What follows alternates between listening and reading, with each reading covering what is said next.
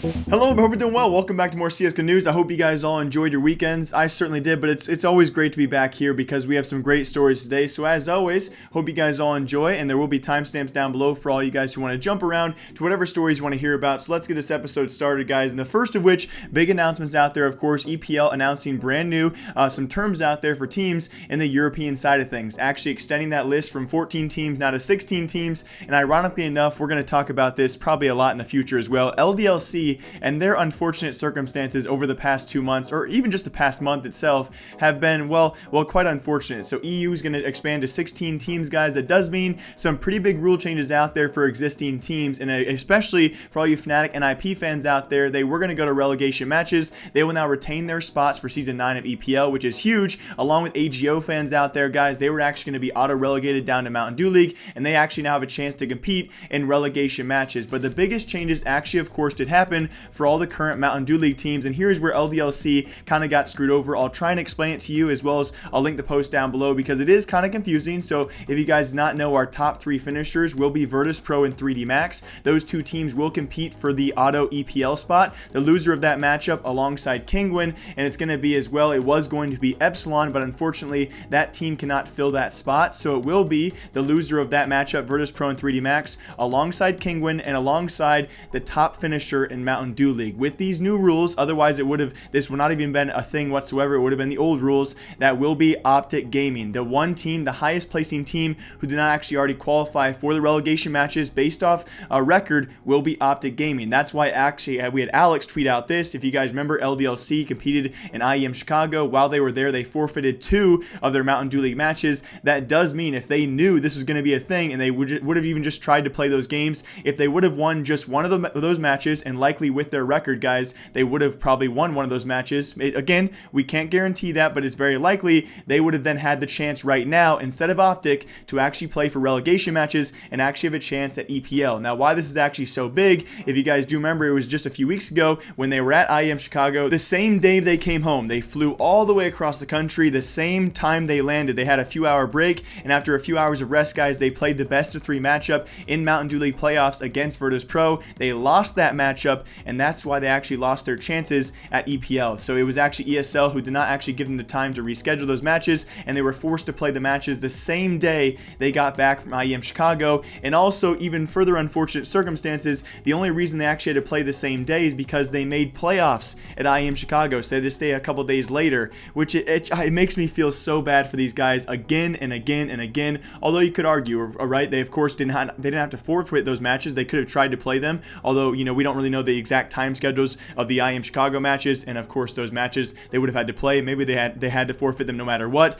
It's just very unfortunate circumstances. But for all you fans out there, Fnatic and IP, they guarantee their spots out there, as well as AGO. They can now fight for their spots, and generally probably a good rule. I think I generally agree with this. Leave a comment down below what you guys think. There is such a wide array of talent right now in Europe. When you look at even the minor teams, or the minor qualifier teams, so the closed qualifier for that minor, as well as the Mountain Dew League teams for the EU side, they are absolutely insane. I definitely agree with this, although it will not change, though it shouldn't change the amount of teams who go to EPL finals. If you guys do know, EPL finals, of course, coming up very soon. We'll probably predict those matchups. It will still be 6 teams from North America go, 7 teams from Europe, 1 from Oceania, 1 from Asia, as well as 1 from South America. Those rules will not change, so generally it's now going to be 16 European teams in EPL, as well as 12 teams in North American EPL. And honestly, based off the talent, I would agree with this, but some people out there maybe don't, so leave a comment if you guys don't agree and exactly why. Either way though, guys, LDLC screwed over, but generally probably some good stuff for the future of EPL. And also in big news out there, of course, I have to mention this for all you Swag fans. It will be Swag joining an even better roster. If you guys don't know, currently on Swole Patrol, doing great things there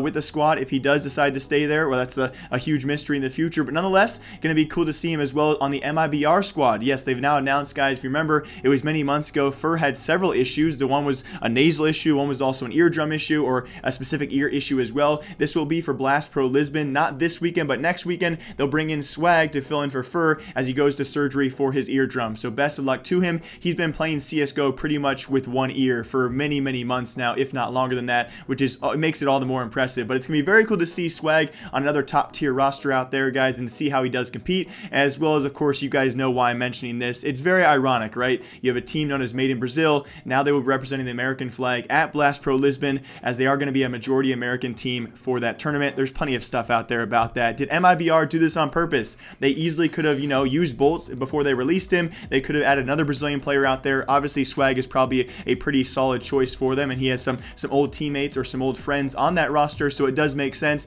But did they do it on purpose to make us all question why a Brazilian team is now going to be a majority American team? It's whatever. It's still some cool news out there, but also unfortunate news for anyone who cheers for Gambit. It will be them losing AdreN, or losing him very soon. It should be expected, guys, AdreN to be picked up very soon as he enters free agency. No longer a buyout. There are many teams out there who can use this guy. And does this spell the end for Gambit Gaming? I'm afraid, based off recent events, guys. Hobbit leaving, now of course AdreN, arguably two of their better players. AdreN, most notably, one of their better players. Going to be cool to see where he does go. A lot of controversy out there as well as to exactly where he could fill in.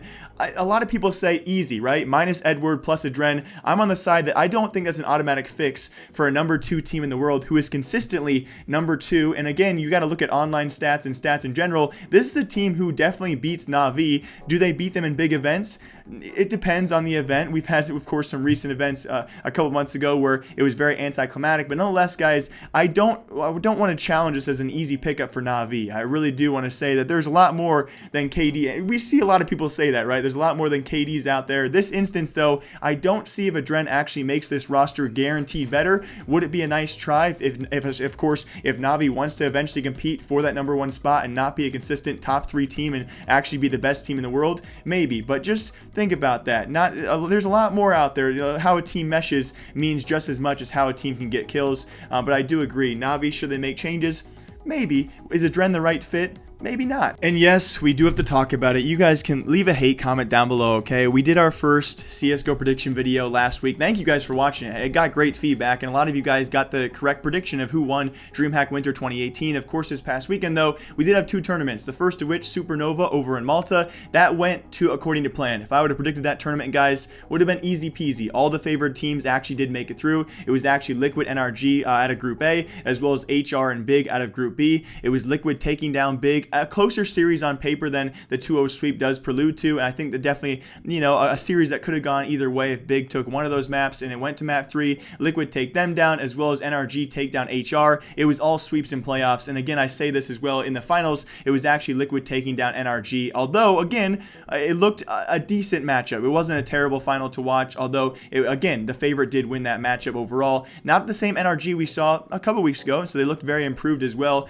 but on top of that, guys, a tournament I wish I would have predicted, because the tournament I do want to talk about, that being DreamHack Winter 2018. I told you all how unpredictable it would be, and boy, did it live up to the hype. God, I know you guys are going to hate me for it. I'm going to keep on trying to do predictions, but I swear, whatever I say is bound to not come true, because 3 of the 4 teams, 3 of the 4 underdog teams, that being, again, 3 of the 4 teams who are not even inside, I believe, the top 50, or at least not the top 30 of this tournament, yeah, they actually made playoffs. It was pretty astonishing to see. With this format, though, we knew it was going to be very unpredictable, and again, it does bring to light some teams out there I didn't really think were that good, but it certainly brings to light 2 things. One, I'm never going to fail to, of course, acknowledge these teams again. I did say Existence and Bravado had literally no chance. Based off their LAN experience, I thought that was going to be a pretty solid statement. Hate on me if you guys want, but it was actually great to see what these guys could do. Let's get this out of the way, though. LDLC looked atrocious. I don't know if the unfortunate events as of the past month have actually struck these guys mentally. They looked brutally beat in their first matchup with Heroic. They also got 2-0 swept by Existence, and they went right on home. It was very astonishing to see this team actually crack like the way they did. On top of that, though, a team who looked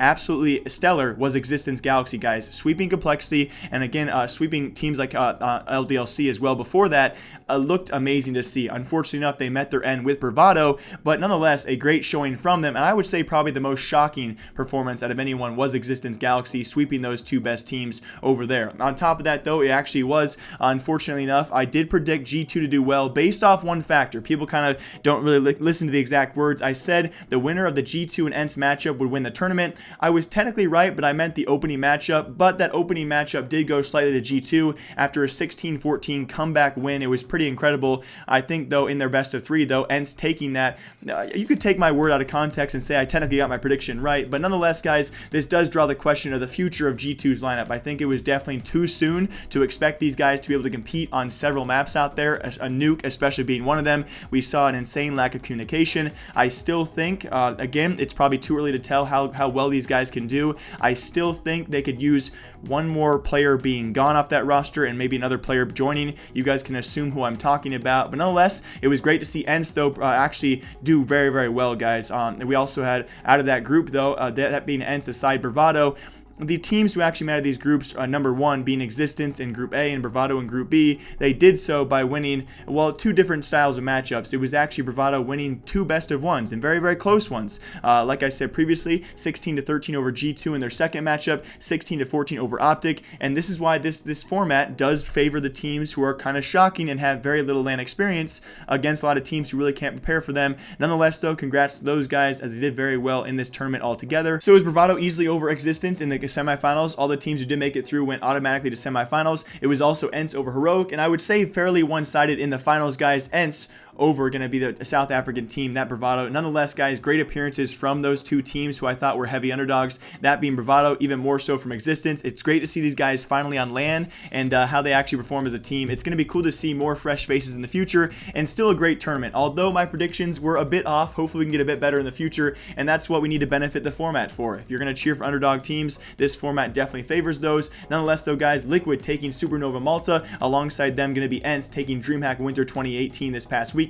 I got some great stories for you guys tomorrow. I will save them for then, though, as there was more drama this past weekend, but I hope you guys all enjoy. If you guys did, leave a comment down below what you thought of that tournaments, what you thought about the stories today, and as always, my name is Jake. I will see you guys back here tomorrow to talk about some cool stuff. Thank you all for watching as always, and I will see you all then.